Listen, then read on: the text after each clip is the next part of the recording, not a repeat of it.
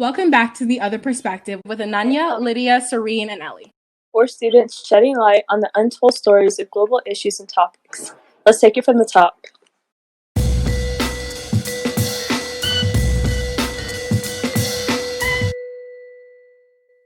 This week, we dive into the high school student experience during this crazy period of time. This story started with the boy band. So at our school, the last week before spring break is usually a pretty fun time. We have what's called World Awareness presentations. Our World Awareness Week involves a lot of presentations from drunk driving, presentations about Asian culture, dances, and this past year we even had a boy band from the UK performing in our school's auditorium. Yes, they did. It was quite the time. So we were in student government, I remember. We were in that class and people were just like in the main office area looking out the window and kind of like watching them unpack their instruments. It was pretty weird. It was a pretty crazy time. It's not something you can really forget. So that day went from girls fighting over a supposedly attractive boy band to school being canceled for the next 2 weeks within a few hours. Not everyone had a boy band reaction to school getting canceled though. And so today, we have Mr. Scott Cohen, the assistant to the principal, activities director, student government advisor, and varsity swim coach at Smoky Hill High School to talk about the transition from traditional school to virtual and its effect on the high school experience. I got the most reaction from parents based on the fact that we canceled a swim meet that day. And some of them were very understanding of it. Some of them were thankful because I think they were nervous about having kids be together when all this kind of news was breaking about how many cases were in Colorado. And then I got like some really crazy emails, really angry about it, talking about how, it's not even as bad as the flu. And, why should we be canceling things when it's not even that big a deal? And so I was getting this really wide range, but pretty emotion-filled emails from a lot of parents. I felt really bad for the seniors because it was a thing where like they would cancel like 3 weeks at a time, right? And so they kind of had that hope that it would start, but then they just like outright canceled the rest of school. So that was like their final, no more sports. And I think it's even like crazy that like coaches like Mr. Cohen had to answer to angry emails while dealing with like everything else that's happening. And, people weren't really aware of the severity of the situation. So, it's understandable that there were like positive and angry emails, but just a difficult situation. I wonder if people even thought about the fact that, like, as an administrator, that's not the only tough decision you're making for students. Like, there are going to be hard decisions, yes, not only with sports, but also with, like, bigger things outside of sports, like, on a global scale even. Yeah. Do you guys remember the talking about these kinds of situations with ventilators during TOK?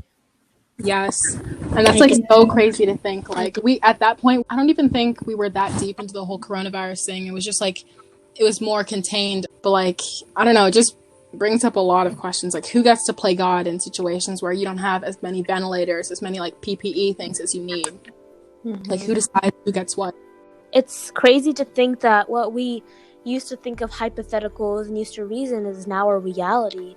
I remember when they put those the citizens together in a room to decide these kinds of protocols, and everyone was I don't know, they kind of had their own opinion on everything, but when you put the people in the situation as their family members or their friends, their perspectives completely changed and it felt real. Yeah, when we did the trolley problem where you can either go on the same road and kill 5 people, or you can shift your track and kill one person. And then when you change, it's like, what if one of them is your family member, or what if one of them is someone really important? What do you do? How do you choose? Honestly, when you even look at the situation with the trolley problem we had in class, with any of the situations we've done in class, you have all those things and it seems so hypothetical, but not only with that, when you have us and canceling school, it quickly went from being hypothetical to being reality.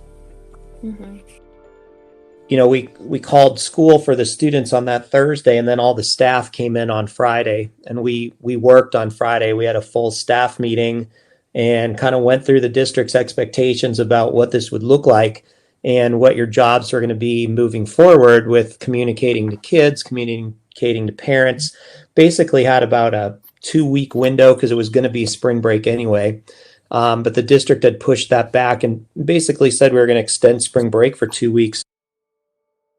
For me personally, I don't think it ever really set in that, like, I understood the reality of the situation that we no longer had school, but time really just started blending together. Like, yeah, people would say spring break and they'd say, oh, this is due when? And I was like, well, I mean, time's pretty relative. Like, nothing, it didn't seem like anything was in a timely manner to me, but. Right, but for some reason, I felt like I knew we weren't going to go back, but it just, the fact that it wasn't said, like, in stone, like, it wasn't permanent, I don't know, it just kind of gave me, like, hope. Yeah, like a false sense of hope. After all this started, I just remember seeing so many articles on, like, the updates and how it didn't really click until I looked outside and I didn't see any cars. Like, I'd go to the store and, all the shelves would be empty and everyone would be like kind of in like a chaotic state of mind, and that's when it finally clicked in for me. Yeah. On Monday when they said that we'd start virtual learning, and then we finally got like all the assignments rushing in, and I was like, oh wow, like this is actually gonna happen. I know it's like hard to believe, but like I feel like, I don't know, we just have certain privileges, like just having access to like technology and like electronics, but there are some people, like not only in our school, like across the nation, who in this time it's harder than ever to like have those resources to learn and to just like eat and do things we consider regular, I guess. So like there's a lot of kids that don't have access to Wi-Fi or computers and stuff like that, and since you guys had such a short time to gather all these resources, like what was the experience in trying to get connected with these students and trying to get them resources that they need? Everybody was sent a survey about whether they had resources at home or not, and then they could reply to that survey asking for a computer. The problem, though, is that not everybody, we were asking for that even electronically. So for everybody to get that word out, it was difficult. The other problem, I think, is that just giving a computer to a family or a kid is one thing. The other thing was talking about internet access, and even if you have a computer, that doesn't guarantee you internet access. Okay, guys, let's put this issue into perspective. There's more than 60 million urban Americans that don't have access to or can't afford broadband internet. This means there's literally millions of students that can't connect with their teachers or their friends virtually in a time when that is the only way to get learning. Anyone who knows me knows that after school I'm usually at Starbucks or the library getting homework done, because honestly they have faster Wi-Fi than I do at home, and also it just helps me focus. But that's not really an option anymore. Honestly, for us, we still have like some means, but that just puts it into perspective. Like when you see like even us who can't go to the library, that's a struggle for us. And so people who can't even access it entirely. And I think this issue has also exposed this massive disparity of like resources. I think for so long we've been oblivious to the fact that there are so many kids who like find other ways to, you know, get their learning, or have to like don't have proper internet access. When you think AP tests with that, entirely online, it was already a crap show. But now you have the added variable of not having internet, or I mean, that just puts those people at a disadvantage for no reason. And the whole reason people take AP tests is so that they won't have to pay more money when college comes around, and you have those kids who need it. And lo and behold, yet again, they're being disadvantaged for something they can't control.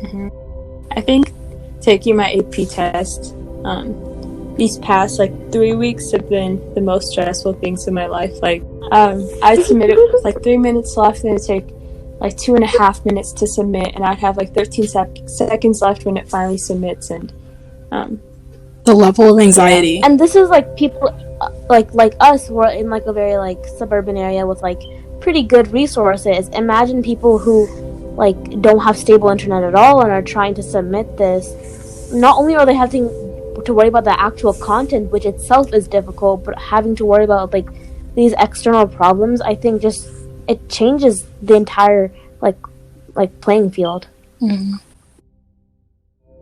So then at that point, we have two sides of students who are either battling with motivation or mental health issues or just any issues at home. And how would you contrast that to the struggles of people who literally don't have the resources to get online and start doing online schools? Because regardless of what their situation is, I mean, the school district is just viewing them as students who genuinely aren't doing their work. We've been able to look at Schoology and be able to tell who's been online and who has not, and then tried to reach out to those kids or those families asking, why have you never logged on to Schoology at all? And in some cases, it's because they just don't want to. You know, they just are resistant to doing any sort of things educationally. And then for others, it's been they just don't have any access.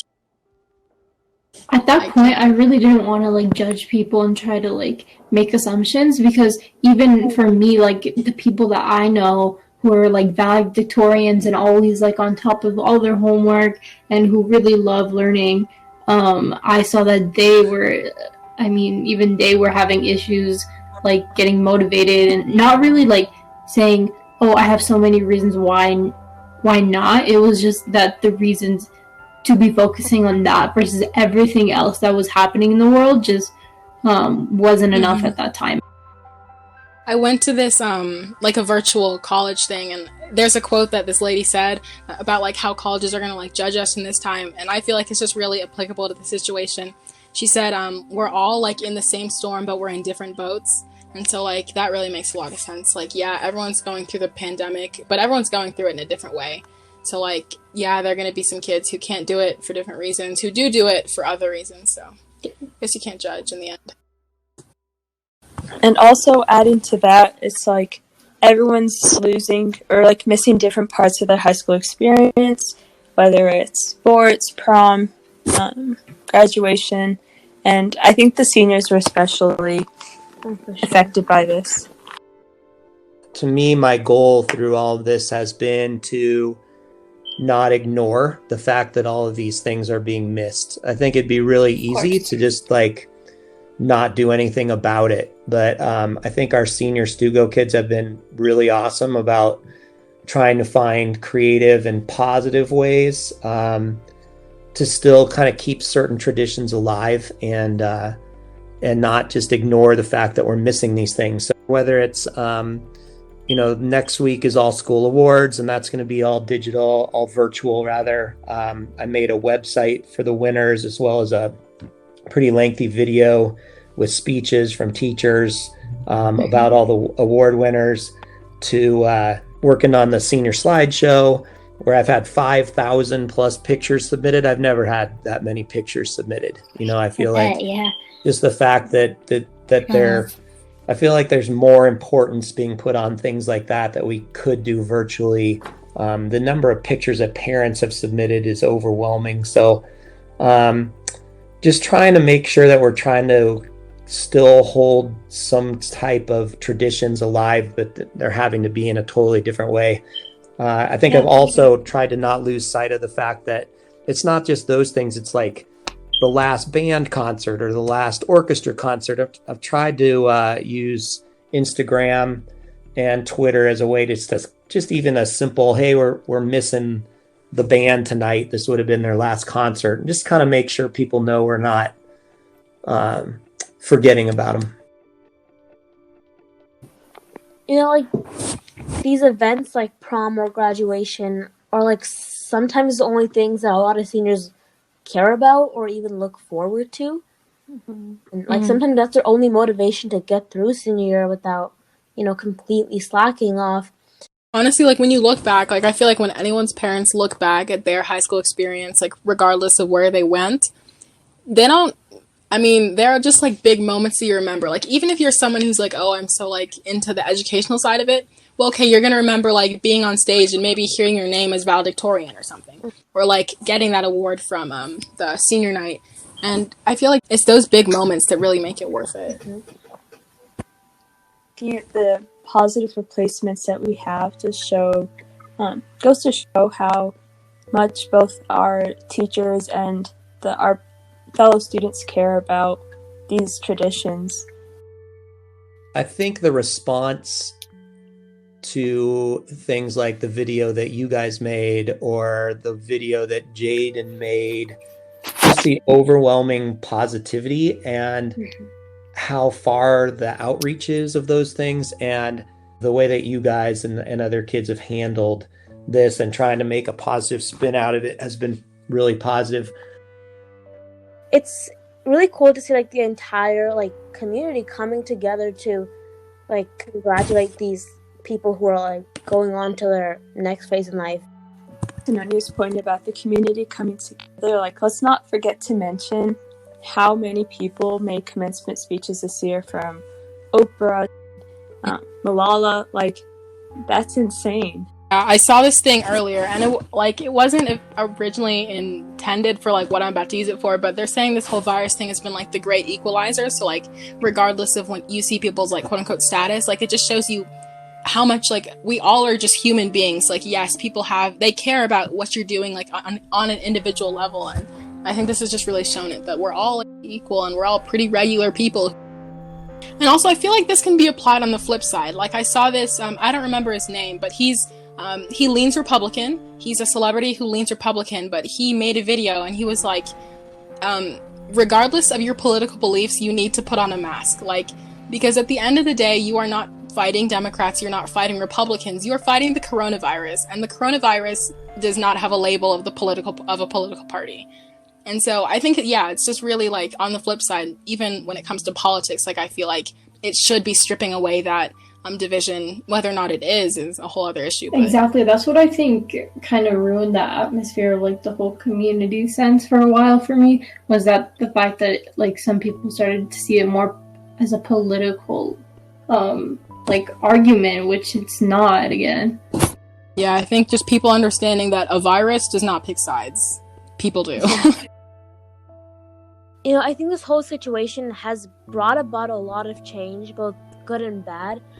And I think that there are some positive aspects that we definitely need to keep, like the amount of kindness going around. But there's also some of the negative aspects that have been really shown, such as like disparities or, you know, such stuff like the hate comments towards certain people.